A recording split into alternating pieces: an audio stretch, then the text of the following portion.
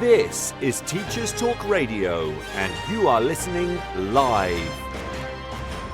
Good morning, it's Monday, it's the 21st of March. I'm Tabitha McIntosh in the breakfast slot, and today I'm talking to a teacher who was banned from teaching for 2 years for writing a completely anonymised blog.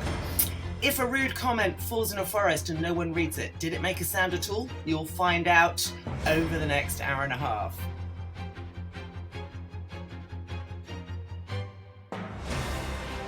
This is Teachers Talk Radio, and you are listening live. Tune in live at ttradio.org, or to join in the conversation, download the Podbean app and search Teachers Talk Radio. Follow the hashtag TTRadio. Tune in, talk it out with Teachers Talk Radio. Hello everyone. So last week I interviewed Alexander Price, who is better known to most of us from the online world as Provoked Pedagogue. I'll be playing clips of that interview and giving you a chance to comment and join in. But first, let's lay out some of the issues that have arisen with blogging as it interacts with our free speech and social media and teaching. Always a desperately terrifying combination. High profile cases recently. Will Noland, English teacher at Eton, was dismissed from his English teaching position, not so much for making a video about how patriarchy is right and actually women are genetically programmed to want to serve men or something. I couldn't make it through the whole thing, but because he refused to take it down when asked. But he was using his real name, and he still does. So that's a slightly different case. The first school I started at, Chesham Grammar School, when I started there, all the students very excitedly told me that they'd got a French teacher fired for writing a blog. And indeed, that was June 2007. A French teacher called Julie Boys was writing a completely anonymous blog, French Miss, in which she called her pupils she didn't allegedly, it was in the blog, thick. And she was forced to resign, essentially, because the situation was untenable for her. Let's see, so other things. The thing I remembered as well that the parents had got really upset about, it was called Miss Frenchie's World. And Miss Boys said, round here it's Chesham Boys. I realised I should be saying Bois.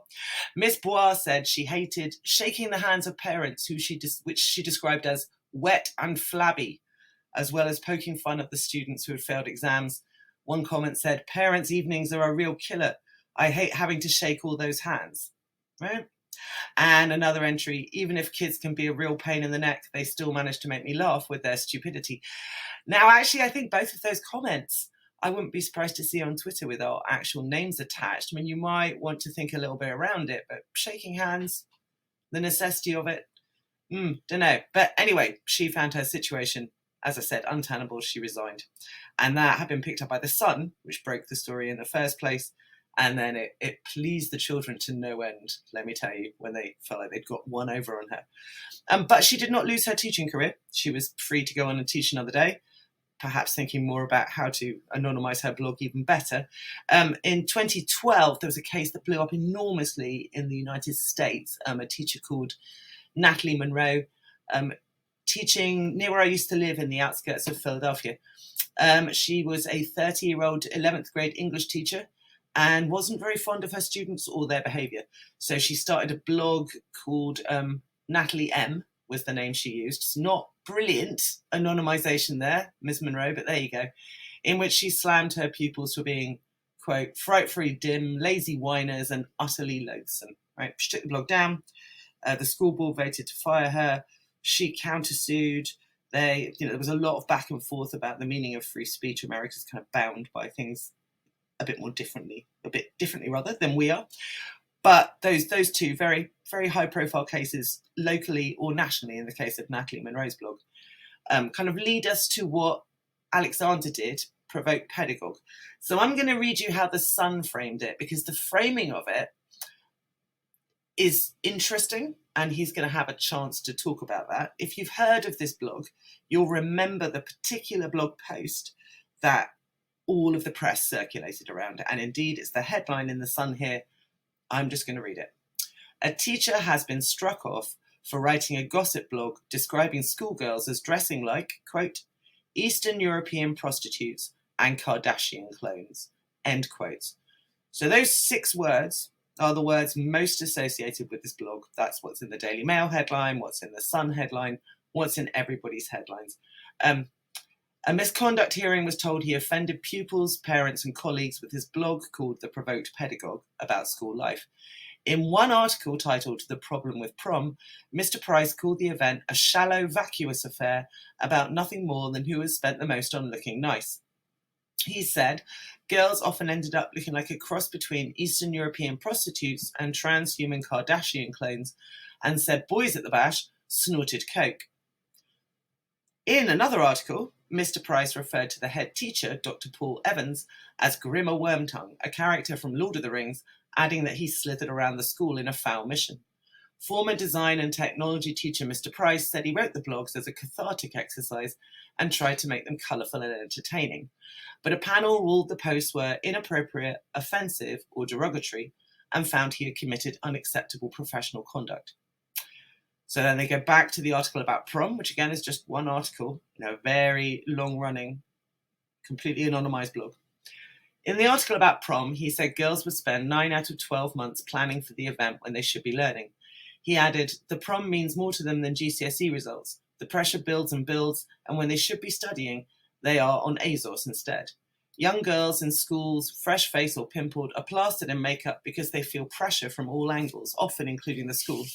He said the girls wear makeup so thick that when it cracks, it rivals tectonic plates. Then there's the fake tan, ludicrous shades and colours that defy even the unlimited variations provided by the human gene. The teacher said some pupils had literacy so poor they cannot read the instructions on sachets of brown goop that leak into every pore.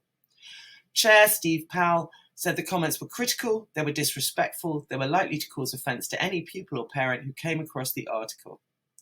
Mr. Price admitted writing the blogs, but denied they amount to unacceptable professional context.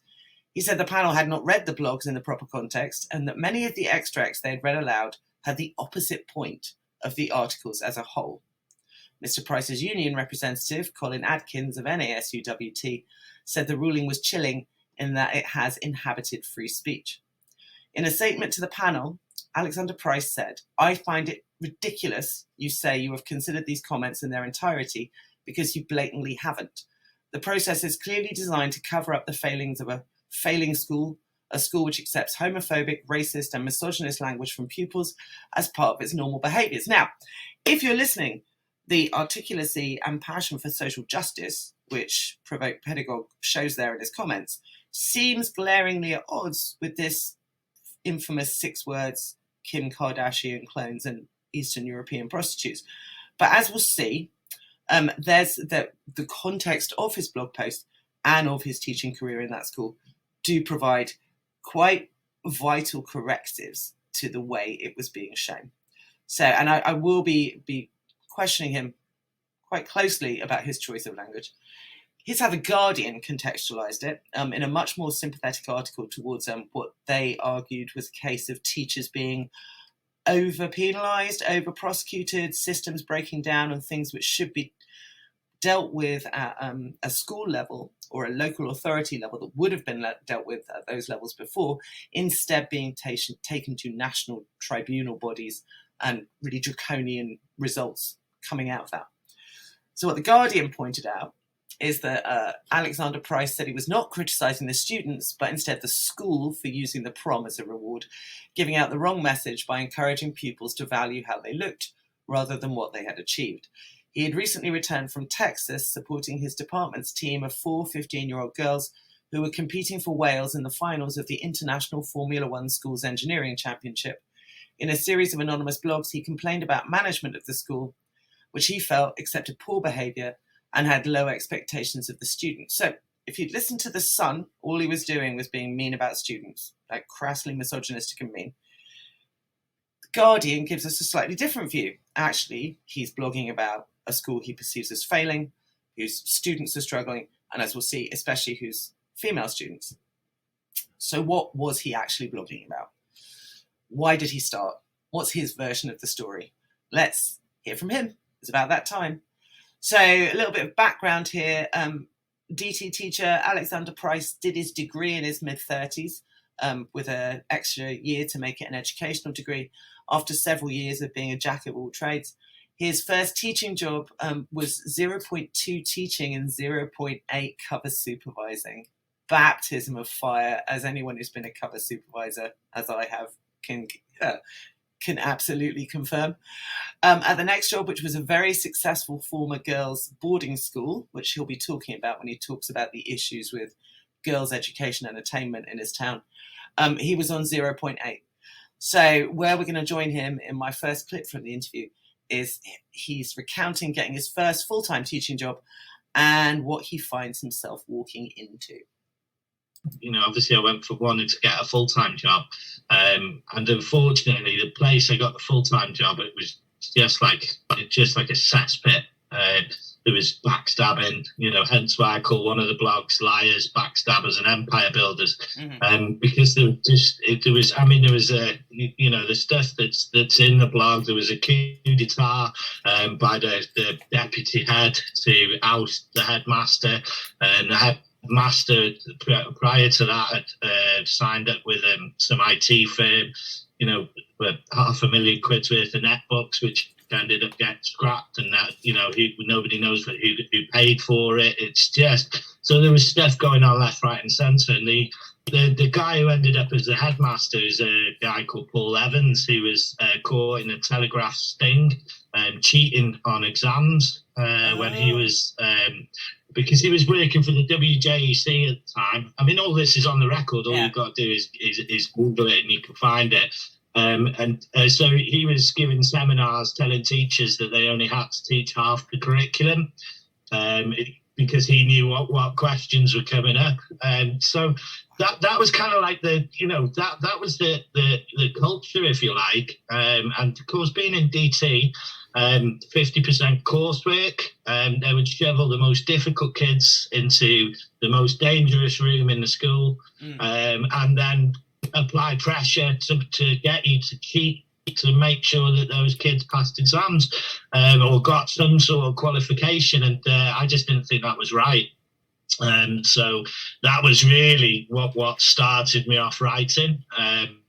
And they did. I mean, obviously, they were bringing in new initiatives all the time. So they brought in something called the TEEP program, the Teacher Effectiveness something or other, one of these mad consultant things. And they wanted to go from a 3-part lesson plan to a 4-part lesson plan with like plenaries and sub-plenaries. And then they brought in the behaviour was shocking in the school. So they brought in another consultant with a book, a very sort of famous book about some people making changes within schools. I don't want to say too much, but I think we all know which book it is. And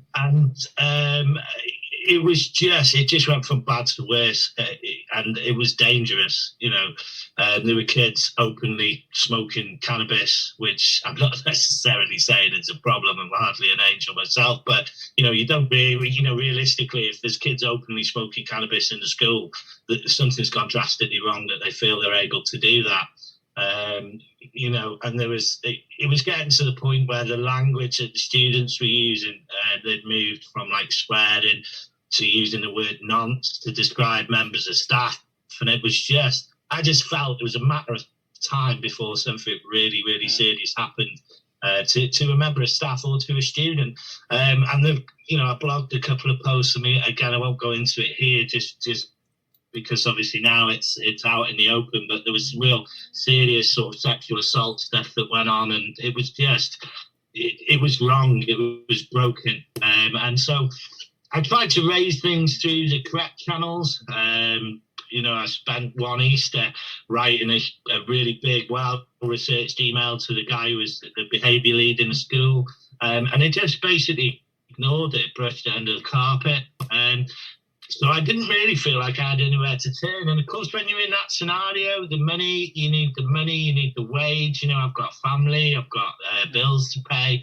And so I just felt myself really backed into a corner. So it was at that point, and then I started to sort of write just from a catharsis, really, just to sort of deal with it. And and it sort of picked up a little bit of traction, and then of course that massaged my ego, and that's really the story of where it came from,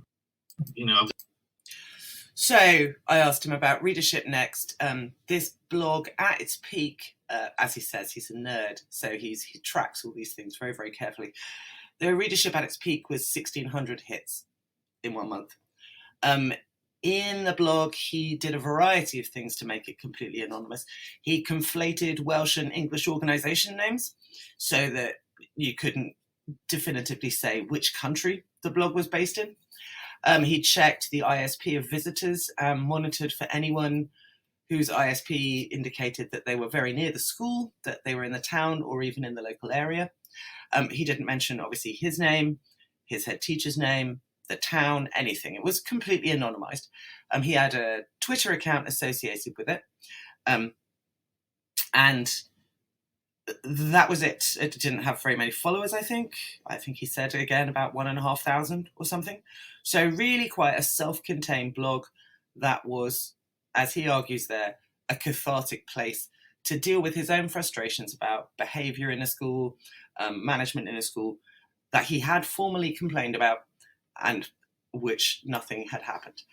What I was interested in is what the headmaster was bringing to the hearing, which was, I read some of this earlier, but again, this is as it was covered by Wales Online, who went to the hearing like every other newspaper went to the hearing. It was a juicy story because we got those 6 words about transhuman Kim Kardashian clones and Eastern European prostitutes. What the headmaster was bringing up was not that. He was bringing up head teacher Dr. Paul Evans told a hearing how teacher Alexander Price wrote anonymous articles referring to him as Grimmer Wormtongue, a sycophantic character from Lord of the Rings. Mr. Price described the head, as Mr. Evans said, as slithering round the school in a foul mission in his secret online diary. So I'm going to go back. We'll ask him a little bit about that. It's quite clearly quite personal, because he says head teacher Dr. Paul Evans told a disciplinary hearing how teacher Alexander Price wrote anonymous articles referring to him as Grimmer Wormtongue, a sycophant character from Lord of the Rings. I mean, for God's sake, that's hardly a crime. Yeah. He might feel salty about it, but that's not a reason to ban someone from teaching. Yeah, well, I mean, the Grimmer Wormtongue is because obviously, the character in Lord of the Rings, he literally whispers poison into the king's ear. And this was what was happening with the school at the time, because Evans had designs on being the headmaster, and it was Evans who went round and did a round-robin letter with basically a vote of no confidence in the headmaster. So he, on the one hand, he was supposed to be his deputy, and on the other hand, he was going around collating a vote of no confidence, which he delivered to the head of education at the LEA. All the other members of the senior leadership team signed this letter because obviously everyone was at that time, probably rightfully so. But there was only one name that wasn't on the letter. Guess who? Paul Evans. So it's just a snake. It's just a snake in the grass, A snake who really didn't like the way you described him, because again, the next thing he quotes is... Well, yeah, I mean, look, listen... You described him as slithering around the school on a foul mission. He really took you personally. He took this blog personally. Yeah. And I think the trouble is it's true, you see. And a lot of my defence throughout all of the disciplinary procedure was, well, how can something be derogatory if it's true? Why are you denying that this happened? And at no point did he make any denials to anything. So, the language is savoury, but it was written in a way to entertain. It was written, that was where I was coming from, but, listen, if any of it was libelous, then he would he'd libel me, but it's not libelous because it's true. Because that's what he did. And at no point during any of these investigations. Right, which is quite crucial, So he's never been accused of libel. None of it has ever been refuted. He and his union representative, as he'll discuss, presented a series of facts as context for the blog. Is any of this untrue? Here's all the proof that it's true. Here's all the inspector reports. Here's all the documented facts of the case. Here's the transcript of various people's trials for various things. And none of it was, they just refused to take any of that into account. They refused to engage with any of it. They instead just kept saying that it was derogatory and demeaning, his representation of the school, and that was unprofessional conduct. Right. When we come back from the news, we're going to find out about reputational damage and how Alexander tried to react when they first accused him of writing the blog. And then we'll consider for a bit that question of what reputational damage happens to a school if it's discussed in private, and who's responsible for the reputational damage when that goes very, very public. First, the news.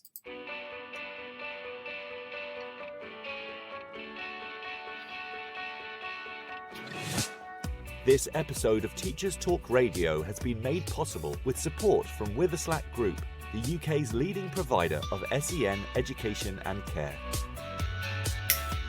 They're here to support you too through an ever-growing offer of free resources, including webinars, podcasts, articles, and events aimed at supporting teaching professionals like you. Visit their website at www.witherslackgroup.co.uk to find out more. Are you looking to take your phonics practice forward? Then Little Wandle Letters and Sounds Revised is the programme for you. Created by two schools with an excellent track record in phonics, Little Wandle Letters and Sounds Revised will help all children become readers and ensure no child is left behind. The programme offers complete support for your phonics teaching, alongside classroom resources and fully decodable readers from Collins Big Cat. To find out more, follow @LettersSounds on Twitter, Facebook and Instagram, or join a free briefing by visiting littlewandlelettersandsounds.org.uk. Introducing Bulb. With evidence-based learning at the forefront of education, let Bulb digital portfolios help reshape your educational practice. Bulb helps teachers teach and learners learn. Bulb is an easy-to-use, fully accessible digital platform that captures students' digital learning assets in one place, allowing them to evidence their learning and reflect on their growth. Our dedicated team of education specialists are on hand to ensure that Bulb fits seamlessly into all of your teaching practices. Come take a look and get a free account at bulbapp.com. Introducing Autism Aspirational Futures, a virtual SEN conference for parents and carers. Do you work with parents or carers of students with autism? If so, this free virtual conference from Witherslack Group can support them and you. Providing inspiring talks from leading experts, offering practical advice on supporting children and young people with autism and associated needs. This very special event will take place during Autism Acceptance Week and is sure to be an enjoyable occasion for everyone wanting to develop their knowledge, understanding, and celebrate their children's amazing superpowers. Don't miss out! Register for free at witherslackgroup.co.uk today. Witherslack Group, the leading provider of schools and children's homes for children with special educational needs. This is Teachers Talk Radio, and this is Teachers Talk Radio News with Gail Glenn.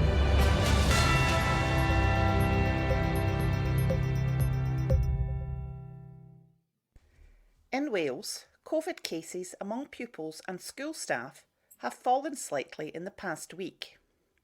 Public Health Wales said cases reported by schools did not mean that infection took place there.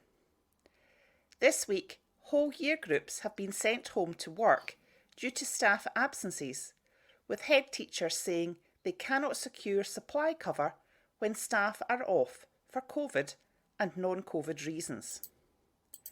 Of the total 694 cases in the 6 days to March the 15th, 454 were in primaries, 177 in secondaries and 63 in other, which includes independent and special schools and pupil referral units.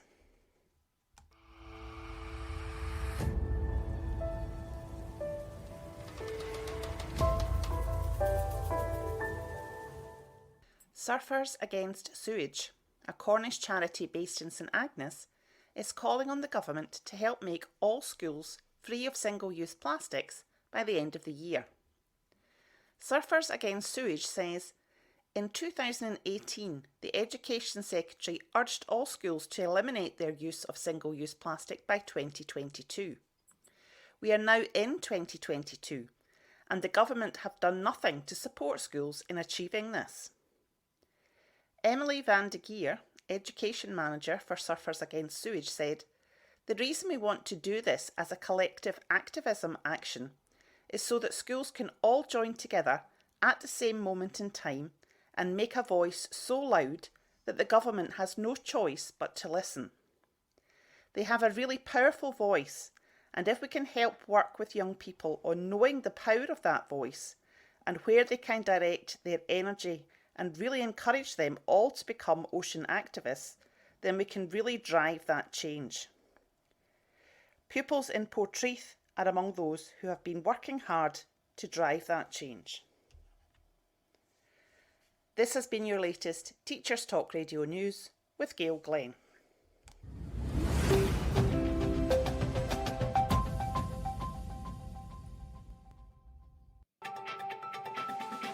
This is 2 Minute Tech with Steve Woods, your tech briefing on Teachers Talk Radio.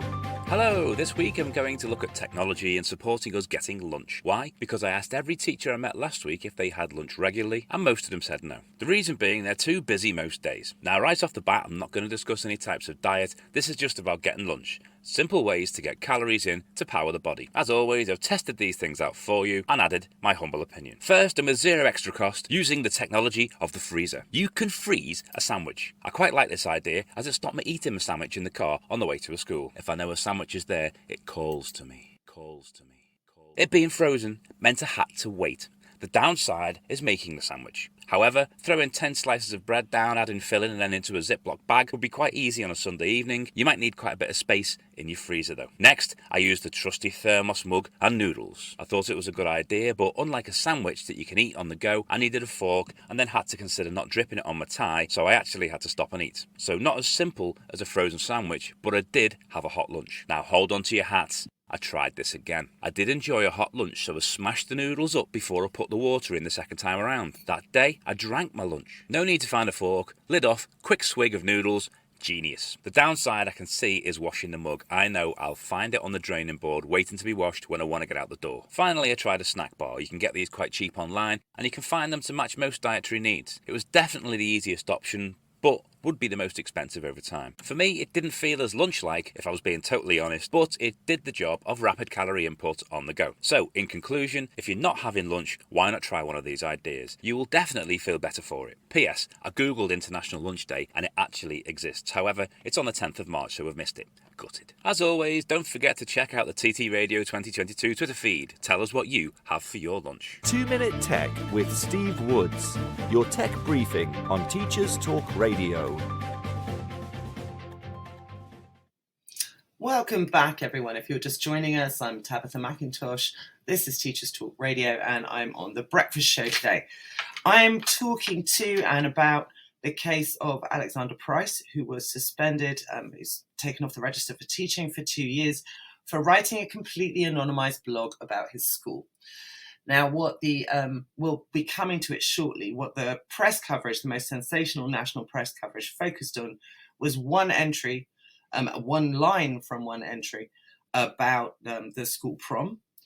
But as we've been listening to, what the blog was primarily about was behaviour in the school, processes in the school, and overwhelmingly management in the school.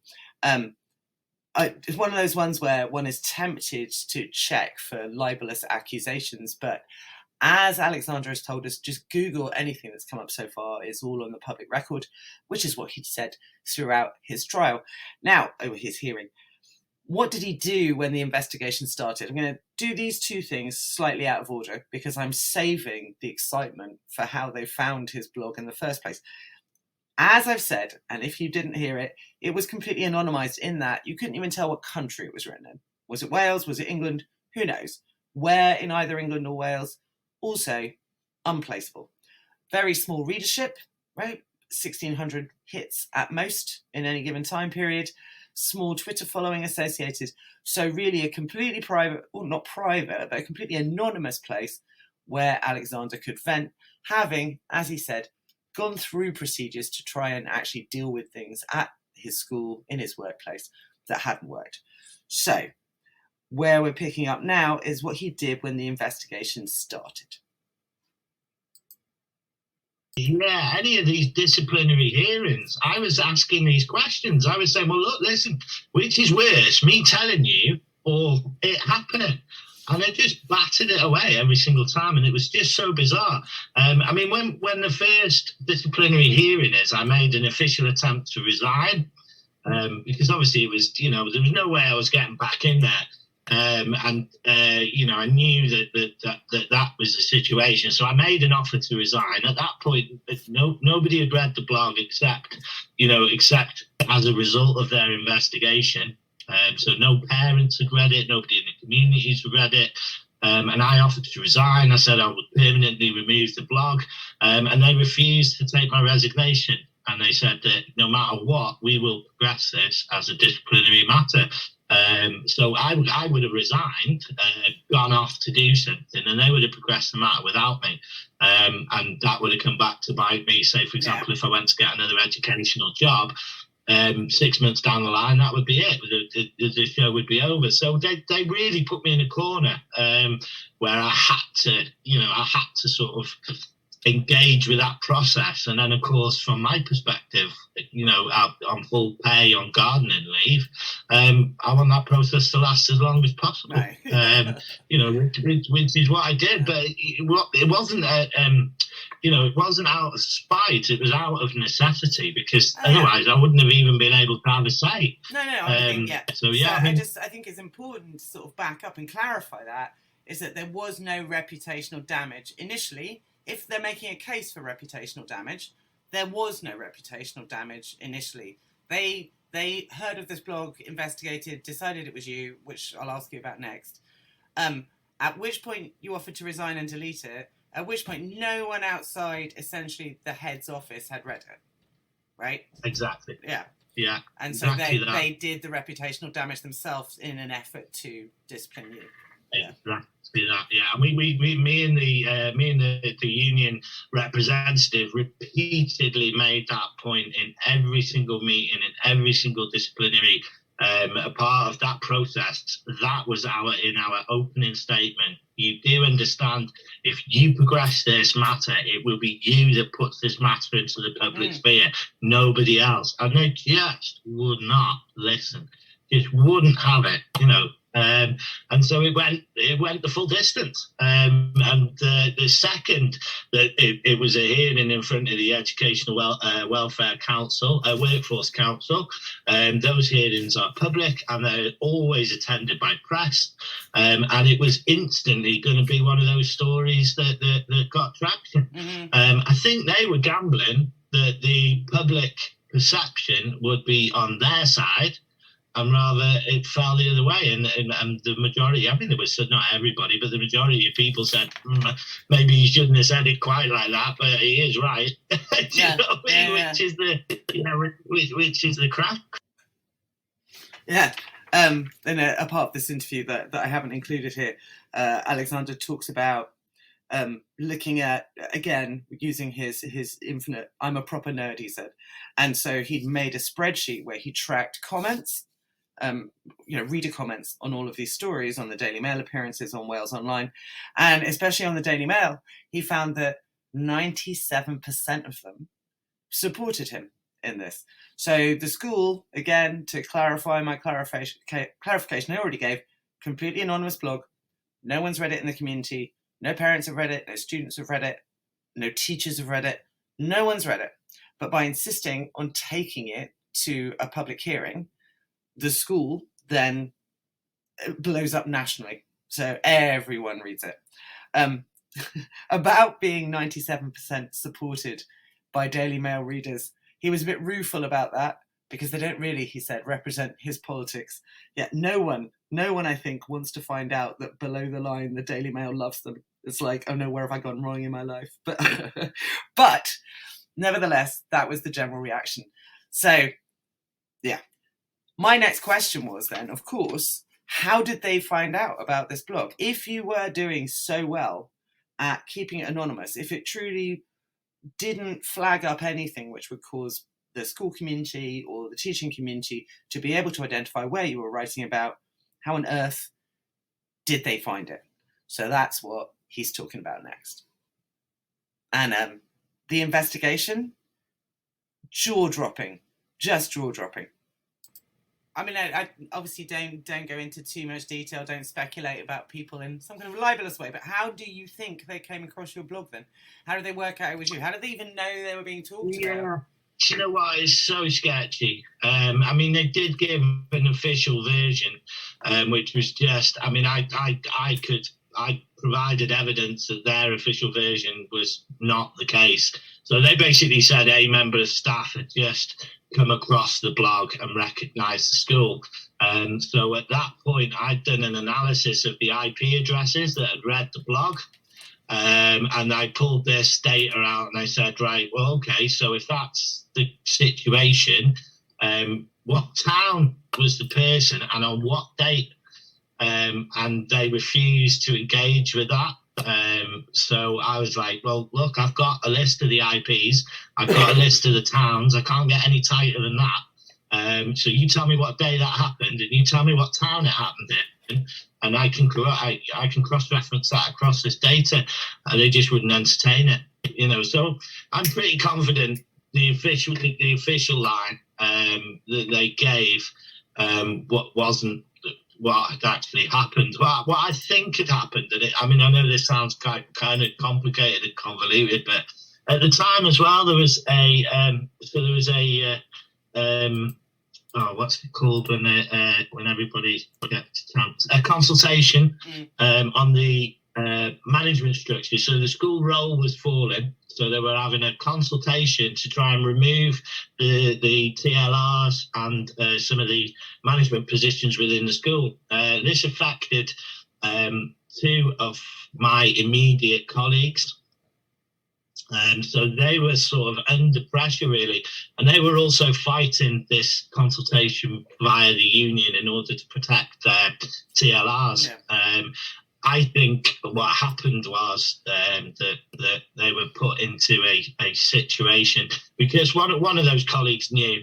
And of course, I mean, if one of those colleagues knew about the blog, then there's a potential they could have told another colleague. So I think that is the more likely story. And I think they were put into a position where they felt they had no choice but to reveal the blog.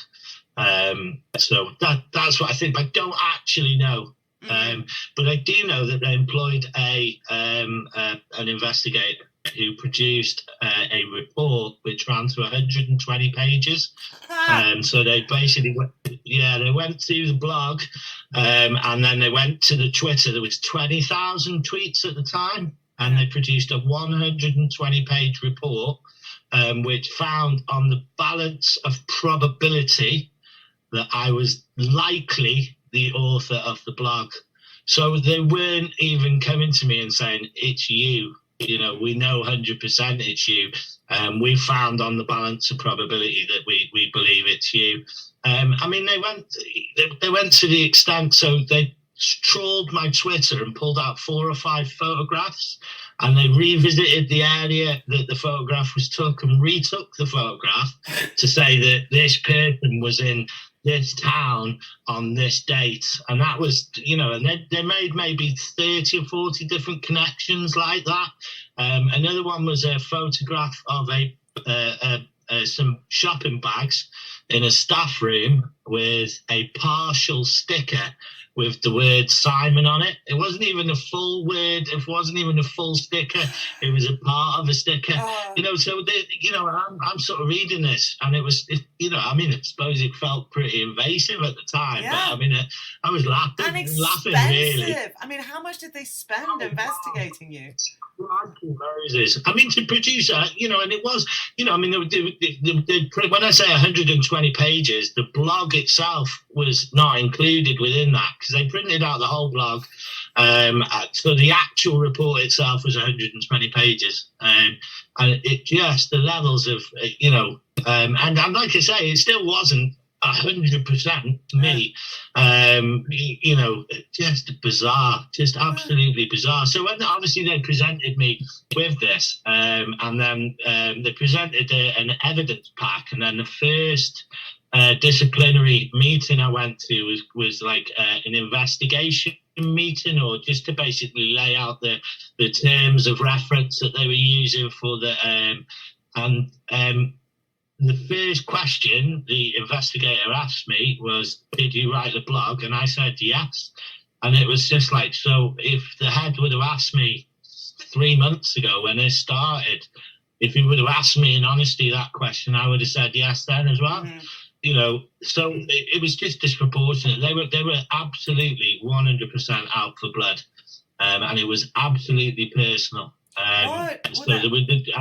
What was the point. What was the grounds upon which? Because they're saying over inappropriate, offensive, or derogatory blog posts, but you haven't named the school. Yeah. There's no reputational damage. Yeah. You've not even named the country the school is in. I don't really understand the grounds upon which you were disciplined at all. Yeah, because they had it in their head they were going to do it. And then my union guy, who was really, really good, Colin Adkins at the NASUWT, and it's actually worth having a bit of a trawl through Colin's press, actually, because he's had some cracking press over the years. Absolute diamond guy, parent of a SEN child. Who he's really, really knows his stuff, and he's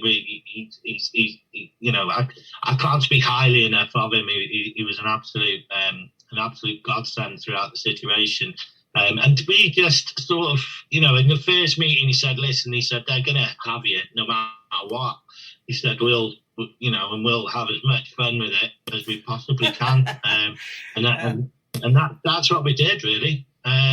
So some of the arguments. Right, so that's where we are at this point. Absolutely. I would love to know how much that investigation cost and how much it took to bring to trial. And this is the thing I keep coming back to. Can you do reputational damage if no one knows who you're talking about and no one's really reading what you're writing?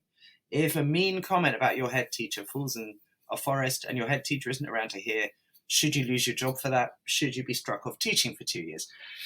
So what I wanted to talk to him about next was the bit that, as I say, genuinely gave me pause, that I think gave lots of us pause. Some people said when I said I was interviewing him, I really didn't like that language. I didn't. It was I felt racist, othering of a variety of people, sex workers, anyone from Eastern Europe.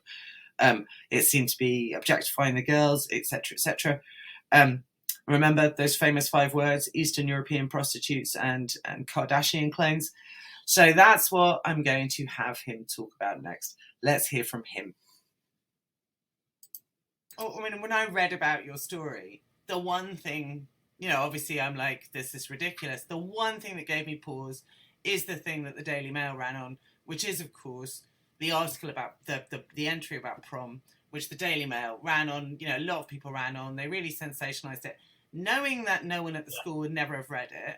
Knowing that, it's one thing to write in those terms then, and I think, would you, if you had known in advance that all of this would happen, would you have written it the same way? Yeah.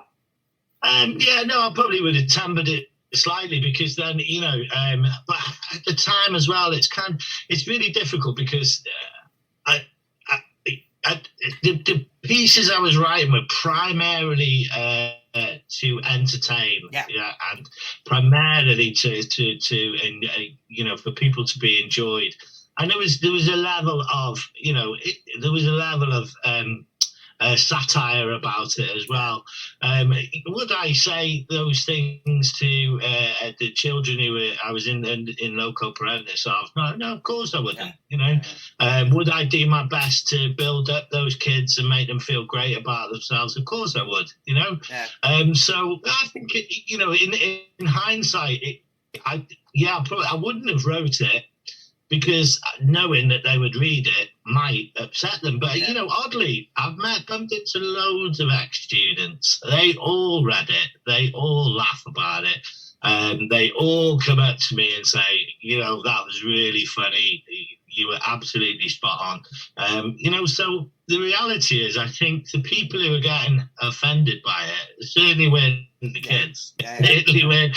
So it was people getting offended on the behalf of other people.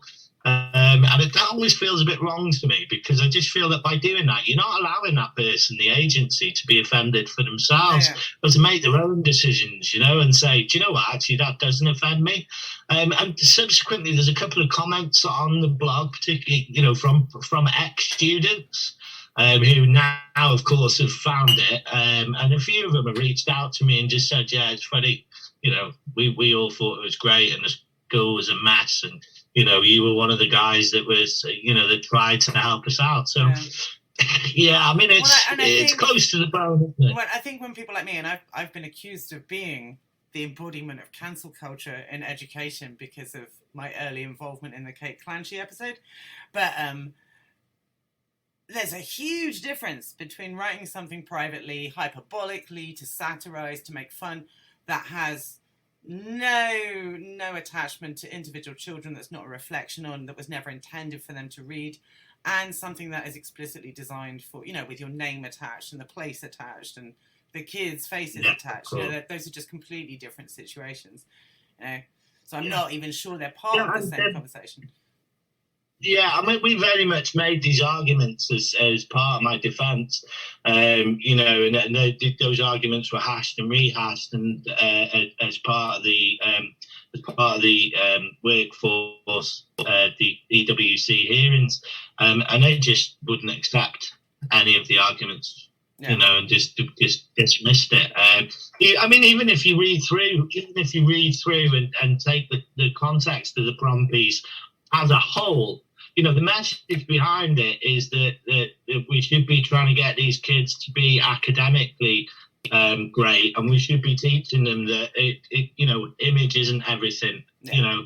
That was the point where it was coming from. But obviously, if you take that quote in isolation, post-human Kim Kardashian clones and Eastern European prostitutes. That was the headline. Yeah, right? But if you actually read the paragraph with a view to sort of understand it, or trying to understand it, the point that I'm making. The point that I'm making is that I'm not individually slagging off and saying the kids look a mess. But what I'm saying is that we should be focusing in school. They can do what they want outside of school, but in school, we should not be forcing them into activities where people can make value judgments against them.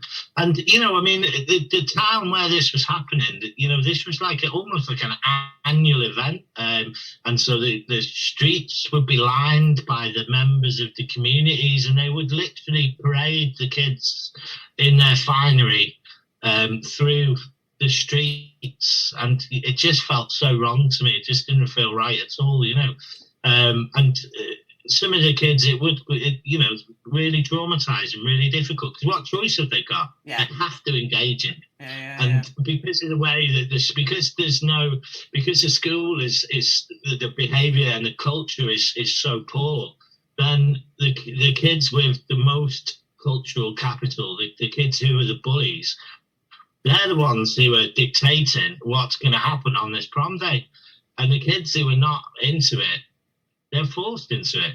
Yeah, they can't realistically. As a dual national, I have a thorough and complete understanding of the hatred of the public spectacle of prom. I'm American as well as British, and it can become the most toxic thing in the universe. I think my favourite bit of context that was left out of the Daily Mail type stuff, but was in the Guardian version, was that you had just come back from a trip to the USA about women in engineering, taking girls on engineering or something, which is just a really lovely balance. So yeah, I mean, one of those kids now works for Williams, which is like that's just next level. But I mean, if you read, just to throw a little bit more context in there, if you read the inspection report, one of the things that the inspection pulls out specifically is poor performance of girls in Key Stage 4. Now, there's a very, very specific reason why the girls in that school perform poorly, and that's because there's another school in the town which used to be a boarding school, which used to be girls only, which has a uniform that costs about £500 a year. And the school that I was in, the uniform costs about 80 quid a year. And that school selects by stealth. They take the best academically girls from the community, and they think that, it's just a known that if the parents that send the children and sharp elbow parents get their girls into that school, so the other school ends up with what's left. So, and instead of making that argument and speaking to Eston about it and getting them to look at what the actual reason was for the poor performance, they just sort of started twisting the screws, and it's just really difficult. But yeah, so I mean, in that context, I took those girls, and we reached heights that nobody in that school had ever seen. We took them to Singapore, to Texas. One of them ended up, like I say, getting into the Williams Academy and getting a job with Williams, just at the absolute highest end. So on the one hand, it was, they're quite happy for that to happen. And then like you say, the context was completely lost. So I've got 3 adult girls myself, so taking that out of context, it's just, I'm definitely not in that camp, because in my own home, I'm the token male, if you like, so it's just not that's not the place it was coming from, but even if it was the place it was coming from, it still didn't have the impact that people thought. Well, I think that's the thing. Even if you were the most sexist, unreconstructed, misogynist bloke in the world, right? Which you're not. If you were in a private blog that's fully anonymised, with no connection to, you have a perfect right to be an arsehole in private, right? I mean, that's everyone's right. Everybody. Yeah, I mean, everybody can be an arsehole, but, But you weren't being an arsehole. I mean, crucially, that's really important. But even if you were, that would have been okay too. Yeah, exactly. Yeah, and so yeah, it's just really mad. So, yeah. So I did ask you, and then we had a fairly funny exchange. Tone down the swearing. Yeah, tone down the swearing. That's me cutting out the swearing. The only person who swore there was me, of course. Right. So that is that's how that all went down. That's all the press coverage. We know the result was that there was nothing they could do about it. So he and the union officer, despite all of their sensible pleading, pointing out to the school the reputational consequences of them going forward with this, the school refused to accept Alexander's resignation and his offer to take down the blog. Instead, they took it to a hearing where the Sun, the Daily Mail, every Welsh newspaper, all the local papers could hear every single one of these details put out. And the reputational damage to the school was enormous at that point, as it was indeed to Alexander, who is not allowed to teach for the next 2 years. He can reapply if he wants to, but he'd have to at that point renounce his former blog, renounce his right to have written the blog, agree that he was in the wrong and the school was in the right. And he is understandably, after this investigation, disinclined to do that. And while I was playing that clip, he's been sharing some of the pages from the report attached to the Teach Talk promo stuff on Twitter. Astonishing the amount of time and forensic effort gone into pictures of carrier bags in the staff room. Just, again, I would love to know how much this cost. So I was curious if the Free Speech Union, Toby Young's Free Speech Union, had got in contact with him. And as he'll tell us, he did, in fact, get in contact with the Free Speech Union. Let's find out what happened there. I'm very doubtful about Toby Young's Free Speech Union. I think they're probably drawn to certain kinds of speech that they want to protect rather than all speech that they want to protect. But you said they did actually reach out to you, or did they? Yeah, I actually reached out to them, I reached out to them, and it was pretty much on the day that it was created. I mean, I'd have to go back, but I think the dates tie in. I'm pretty sure it was 2018, I think, which is when he started it up. And I sent a basic synopsis about what was happening. Obviously, I couldn't give too much detail at the time because it was still ongoing, and still an ongoing investigation. I got a really rapid response that sort of was really helpful, and then they were sort of quite forthcoming, and they seemed as though they would be interested in helping. And then I said who I was and the name of the Twitter account, and I just never heard of them again. But then obviously that was probably something to do with I've not taken any prisoners with Mr. Young in the past. Right. We can't speak, neither I nor Alexander can speak to the motivations of Toby Young and the Free Speech Union and the people who work for that. But the point is, they did initially seem quite receptive and quite helpful, but for whatever reason, maybe they were overwhelmed with a slew of free speech cases. They did not follow up with him. I mentioned Will Noland at the very beginning of the show in an example of teachers who've been disciplined or lost their jobs for social media posting. He was the man at Eton, the English school teacher of Eton, who ran a YouTube channel with his... you should go look at his YouTube channel sometime. I checked in on him recently to see how he was doing, #Free Speech Hero. And he has some interesting views. Anyway, he had this YouTube channel. The version of the story that the sort of Free Speech Union, or he himself, would say is that he was fired for making a video where he expressed his opinions. What the school said, the headmaster at Eton said, was no, he was let go because he refused to take it down. So and his name was attached to it. So this is a different thing. Not really here to debate the cases of Will Noland. We're here really just for Provoke Pedagogue today. But what's interesting about Will Noland's case is that the Free Speech Union very much took up his case. They tweeted relentlessly about it. He's in all their briefings. All of the sort of associated media, kind of right-wing, very free speech focused media like Conservative Woman, Co-UK, writing about how Eton's taking up the cause. There's some really hyperbolic expressions of, if we've lost freedom of speech at Eton, then the whole country is going to crumble. This is the last bastion of our defence of being able to say what you want. But they did not do that for Alexander. Right? So my next question for him is why he's not everyone's free speech hero. Because, I think I allude to the Kate Clanchy case here. Kate Clanchy, obviously not actually a teacher, but a sort of consultant, para-educational. She does poetry work with students. She was a teacher in the past, but no longer. Her book, that's a whole other story, and I've talked about that in a different broadcast. But the point is, Kate Clanchy has ended up with quite a big platform. She's got lots and lots of articles coming out. She's got a new publisher.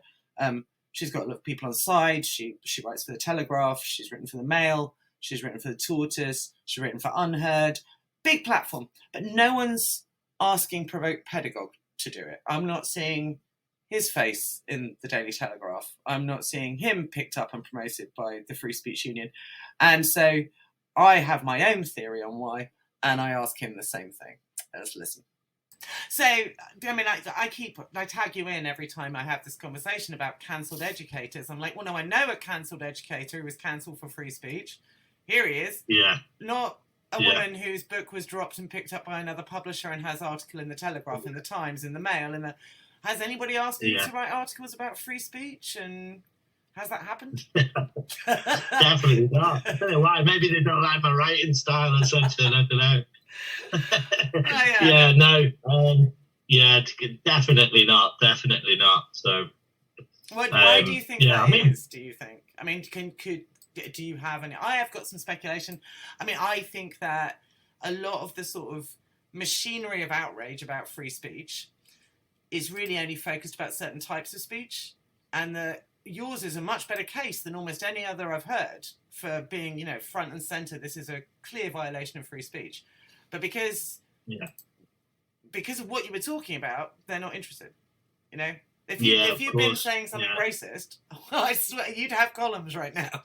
You know, like the Telegraph would give you a regular spot. Like, Yeah, I mean, this is the thing. It's, you know, the reality is, you know, maybe it's not exciting enough, or you know, it's certainly not playing to the correct people's base, because the reality of my blog was probably coming from the position where, you know, I was genuinely trying to improve things. And I know that maybe that sounds strange in the context of the comments that they pulled out, but that was where it was coming from. I wanted to improve, A, my own mind space, and B, I was frustrated because I could clearly see that we could do better, certainly in that school as a profession. And, you know, obviously around some of the comments and some of the sort of, from a political point of view as well, really, some of the stuff that school teachers are subjected to needs to be stopped and needs to be pushed back against.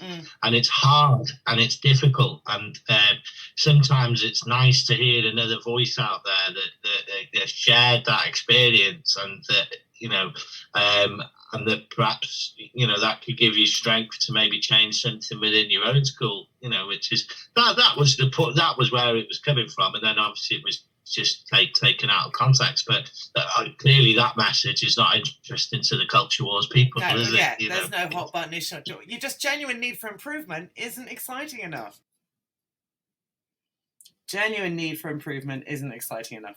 I stand by that throwaway comment I made there. Had he been blogging about the kind of profound misogyny that it seemed like maybe he had, if you just read like some of those 6 words out of context, then like Will Noland, maybe the Free Speech Union would have stood up for him. Maybe he would have lots of speaking engagements.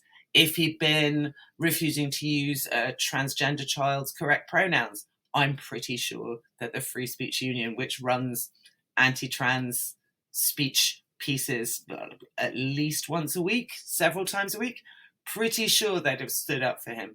But because his case doesn't involve anything that ties neatly, as he said, to an ongoing culture war that people are actually pushing the agenda of, it has not been picked up. And I think that is astonishing. This is an astonishing case. Again, a completely anonymized blog. You can't tell what country it's from.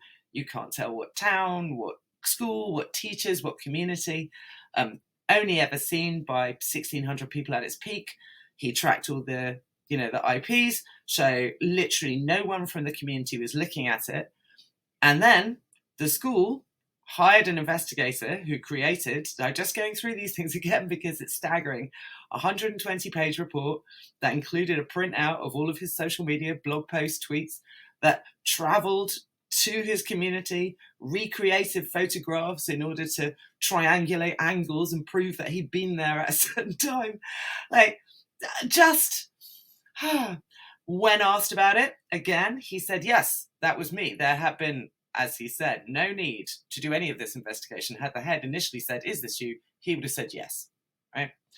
So when asked if it was him, he said yes, offered to take the blog down and resign on the spot, at which point, again, any reputational damage to the school was non-existent. The only person from the school who'd read that blog was the headmaster and him. So no one knew. But by taking it to a general hearing, those are public, and that, you know, court reporters go along. It was very high profile, and all of this stuff came out. So the school judged that punishing him was more important than protecting reputational damage, that it was of that import. And again, the subject that we're talking about here is essentially writing extremely hyperbolic caricatures of his head teacher. Nothing libelous, It's really important that we recapitulate that bit, because he's never been accused of libel, as he said earlier. How can it be defamatory if everything in it is true? You know, here is all the evidence, none of which they chose to take into account. And one blog post about prom, which it does sound derogatory about the girls, but which, in the context of the longer blog post, and indeed the context of the school, which is that they were specifically flagged for underperforming girls, that he was specifically a champion of women in engineering, that here we are at this place, and his teaching career is over, essentially, because we all know how this works. Even if after 2 years he goes back out and tries to teach, no one is going to hire him, because even if it's not illegal, or if it's not illegal to write mean things about your head teacher in a blog, people, there's too much stench attached to this. Essentially, he's not going to be hired by any senior management anytime soon. They think that someone is sitting there observing them and writing mean blog posts where they compare them to characters from Lord of the Rings. They're just not going to get hired. Right, I'm going to play the news again, and then when we come back, we're going to find out what he is doing now, because, first off, he's got some really rousing thoughts on what other teachers could do in this situation. Also, there's a very happy ending about how his career is going. Not a teaching happy ending, but still a happy ending. This is the third time I've listened through to the investigation information, and I'm still jaw-dropped, struggling for words a little, which is unusual for me. Right, here's the news from Gail Glenn.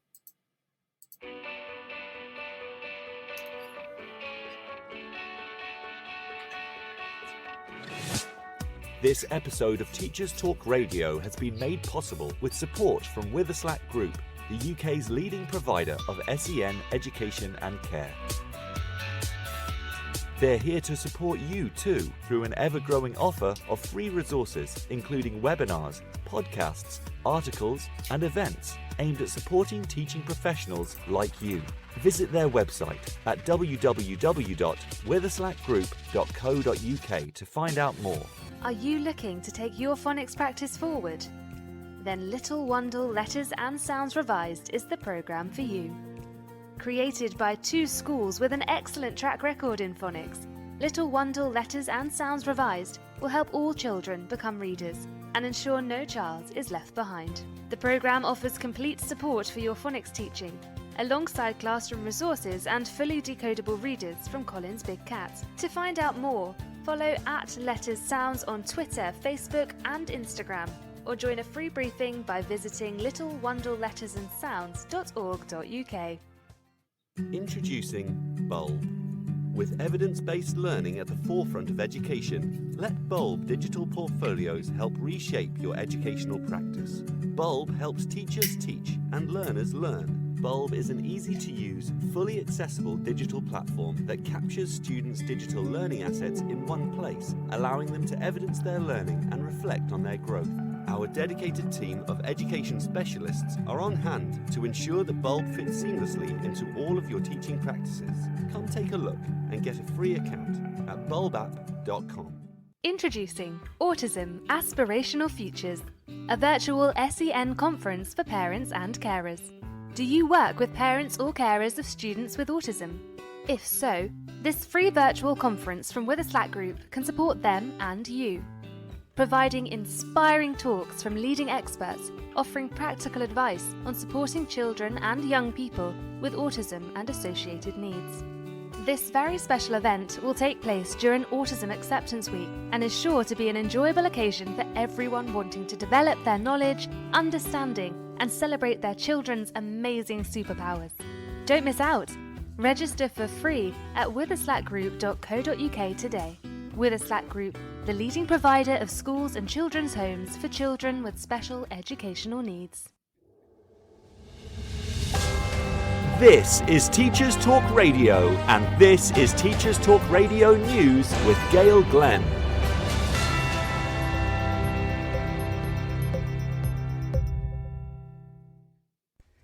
In Wales, COVID cases among pupils and school staff have fallen slightly in the past week.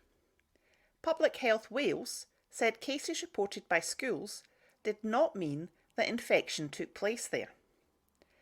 This week, whole year groups have been sent home to work due to staff absences, with head teachers saying they cannot secure supply cover when staff are off for COVID and non-COVID reasons. Of the total 694 cases in the 6 days to March the 15th, 454 were in primaries, 177 in secondaries, and 63 in other, which includes independent and special schools and pupil referral units.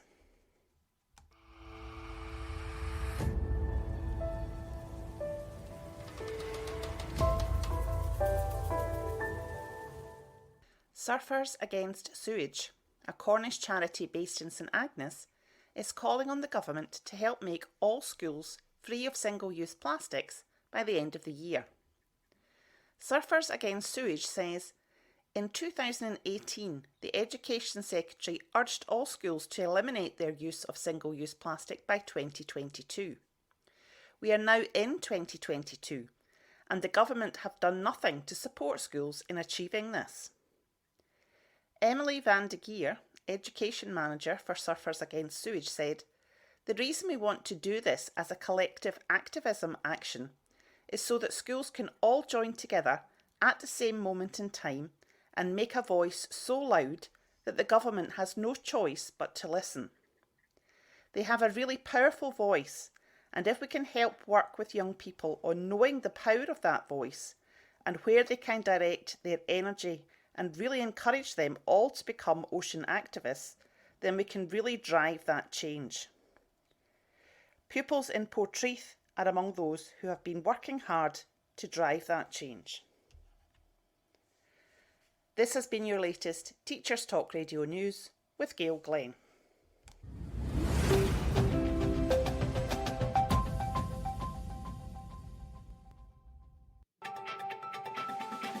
This is 2 Minute Tech with Steve Woods, your tech briefing on Teachers Talk Radio. Hello, this week I'm going to look at technology and supporting us getting lunch. Why? Because I asked every teacher I met last week if they had lunch regularly, and most of them said no. The reason being they're too busy most days. Now, right off the bat, I'm not going to discuss any types of diet. This is just about getting lunch. Simple ways to get calories in to power the body. As always, I've tested these things out for you and added my humble opinion. First, and with zero extra cost, using the technology of the freezer. You can freeze a sandwich. I quite like this idea as it stopped me eating my sandwich in the car on the way to a school. If I know a sandwich is there, it calls to me. It being frozen meant I had to wait. The downside is making the sandwich. However, throwing 10 slices of bread down, adding filling and then into a Ziploc bag would be quite easy on a Sunday evening. You might need quite a bit of space in your freezer though. Next, I used the trusty thermos mug and noodles. I thought it was a good idea, but unlike a sandwich that you can eat on the go, I needed a fork and then had to consider not dripping it on my tie, so I actually had to stop and eat. So not as simple as a frozen sandwich, but I did have a hot lunch. Now hold on to your hats. I tried this again. I did enjoy a hot lunch, so I smashed the noodles up before I put the water in the second time around. That day, I drank my lunch. No need to find a fork, lid off, quick swig of noodles. Genius. The downside I can see is washing the mug. I know I'll find it on the draining board waiting to be washed when I want to get out the door. Finally, I tried a snack bar. You can get these quite cheap online and you can find them to match most dietary needs. It was definitely the easiest option, but would be the most expensive over time. For me, it didn't feel as lunch-like, if I was being totally honest, but it did the job of rapid calorie input on the go. So, in conclusion, if you're not having lunch, why not try one of these ideas? You will definitely feel better for it. P.S. I googled International Lunch Day and it actually exists. However, it's on the 10th of March, so we've missed it. Gutted. As always, don't forget to check out the TT Radio 2022 Twitter feed. Tell us what you have for your lunch. 2 Minute Tech with Steve Woods, your tech briefing on Teachers Talk Radio. And we're back, and we're about to find out what Alexander's doing now. Follow him, by the way, Provoked Pedagogue. It's linked all over Twitter in all the promotion for this. Just some comments from Twitter that have been coming in while the show is on. Gemma Clark says, and I think this is quite a crucial one, imagine that level of investigation went into corrupt politicians, to which Alexander has replied, or tax avoidance. yeah, where we choose to spend our investigation money is very, very interesting, isn't it? And all of this deep commitment to, he's put up some of the photos that they've used to triangulate his location and prove that it's him in a certain place because they could recreate it on a map. If that went into tax avoidance, we'd be a much better country. Right, so final part of the interview, what's he doing now and what are his thoughts on options for other teachers in similar situations? So I had a wedding photography business, and then obviously COVID came in, which completely kiboshed that, flattened it out. It's picking up again now. And during the time, so while I was on gardening leave, I just thought, well, I can either sit on my fingers and get miserable and depressed, or I can go out and do something. So I went out, spoke to an old colleague of mine, offered to do a bit of work for him for free, just to really get myself out of the house.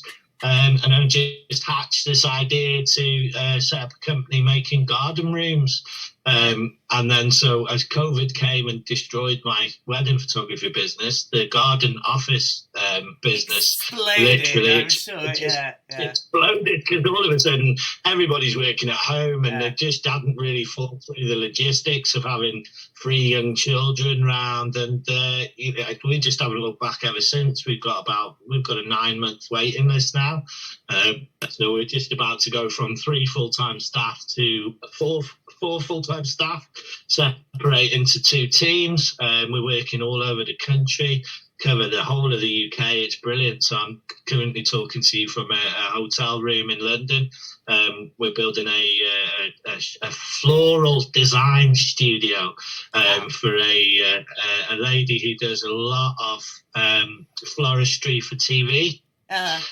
So yeah, we've got some really, really cool, really interesting projects on the go. So I just haven't looked back since, really. But do you know what? What I always come back to is I'm lucky. I've got that wide skill set. I'll not everybody's like that.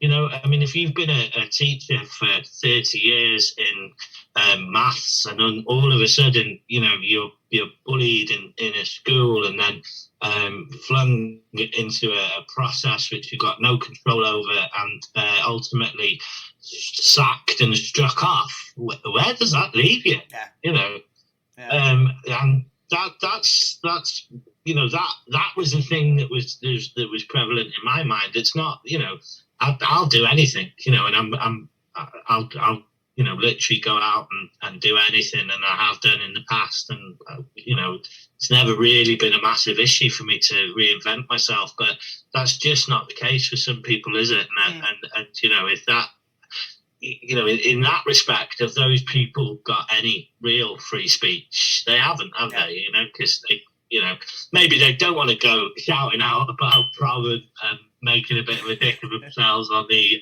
internet. But you know, how do you know that they're not just going to have one thing that upsets one person, which puts the chain of events, which ultimately leads them, you know, to be managed out of a school? And of course, the older teacher, the longer that you've been a teacher, the higher up the pay scale you are, the more difficult it becomes to move from school to school, particularly if you don't want to move up into the leadership line.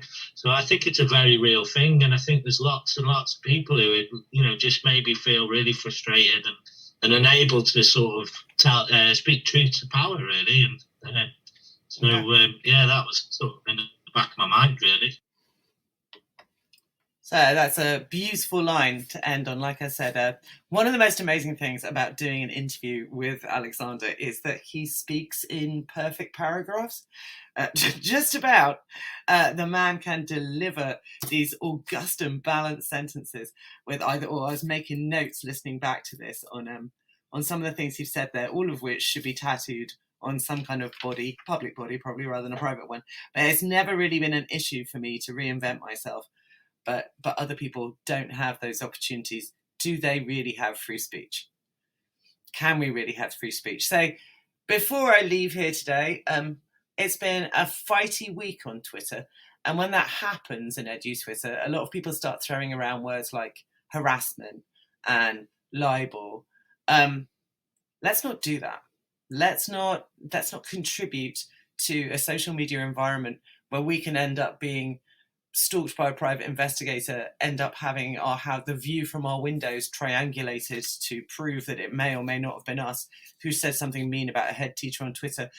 Some people have joined in. Penny Ravager's joined in, saying that her senior management decided that a post she'd written about ineffective SLT, which was a general post, was really about them. That other people have talked before about turning up to their pigeonholes in schools and finding social media posts or blog posts with big red highlighting around sections that senior management found objectionable. Some people's schools are much more defensive about it, especially if you've been insulting them by calling them, grim or wormtongue, I guess.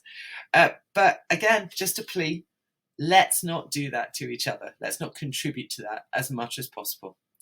Right, that has been me, Tabitha McIntosh, and that has been the endlessly fascinating, totally interesting, provoked pedagogue who you'll have to wait 6 months to get a garden room designed by him, but sounds amazing.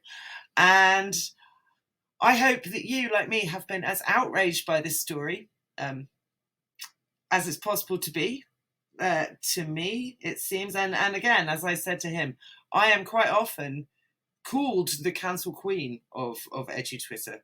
Some people very much think of me as the Twitter police, that I will wade in with my takes and get people cancelled. I wish I had that kind of power. I don't wish I had that kind of power. But this is a man who was genuinely cancelled, as it were, for free speech. He lost his livelihood for writing a completely anonymised blog that no one from the school or community was reading. Cannot say that enough times. If there was derogatory or disrespectful language, it would never have been read. It happened in a vacuum, right? I'm sorry, I feel like, apologies to Alexander that I keep belaboring this, but it had a very small readership. So, not to dismiss his blog, but it was not being read by the whole nation. It was not the secret barrister or the secret footballer. It wasn't, there wasn't huge speculation nationwide about which school could this be. This was a tiny niche blog of, a man venting his frustrations about his school. Describing girls in ways that I still find unpleasant to listen to.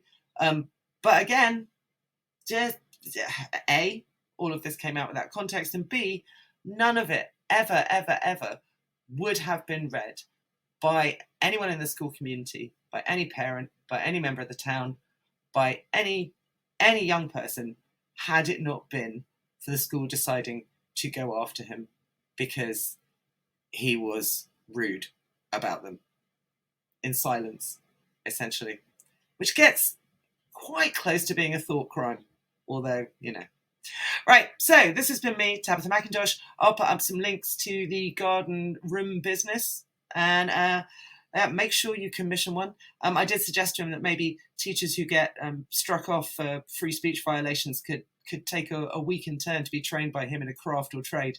But then I imagine myself as an English teacher wielding any kind of tool, and unless it's cremomorphism or anaphora or hyperphora, it ain't happening.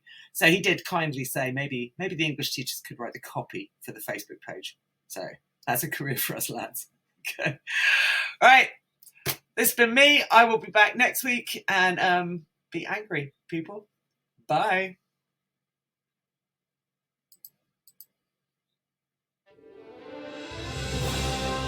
You've been listening to Teachers Talk Radio. Tune in live and listen back at ttradio.org. We look forward to hearing from you next time on Teachers Talk Radio.